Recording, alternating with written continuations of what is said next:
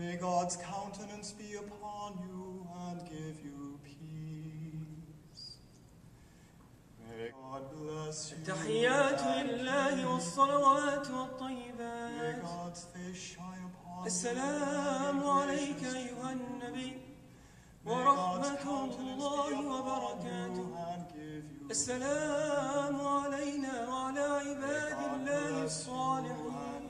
Part of this resolution that keeps getting quoted by the press is concerning the ordination of gays and others. And this actually isn't something new. It's been part of Canon or Title III on ordination for quite some time now. It's been restated as a way of looking at who we are in many parts of the larger church, and to recognize these realities in as transparent a way as we can. It's a very important resolve, the last one, in which they articulate that we still are not of one mind in the Episcopal Church, and that what's happening earlier in this resolution is that clear attempt to be transparent about the current situation in the church, the way things are working in the cities and in other parts of the country. There'll be other resolutions of inclusiveness that we're attempting to address.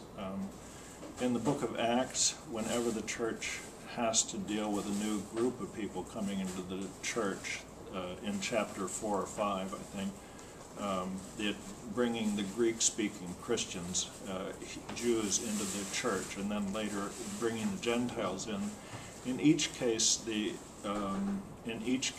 church draws the circle larger to include more people, rather than drawing the circle tighter to exclude.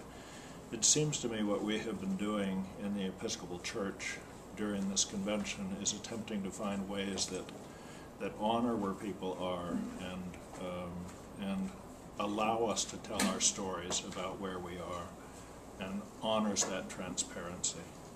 To being with you today, because we are in the 7th legislative day and things are gearing up.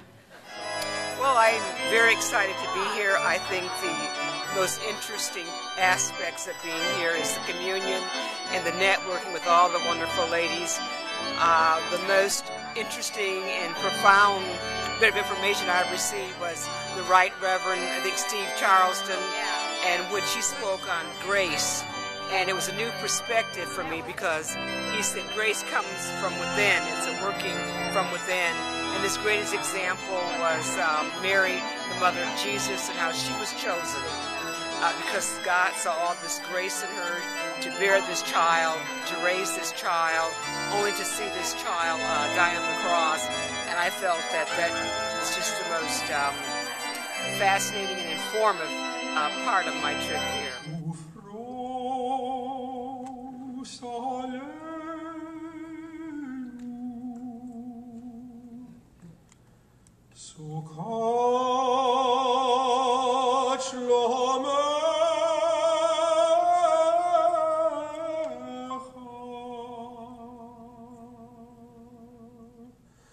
Talking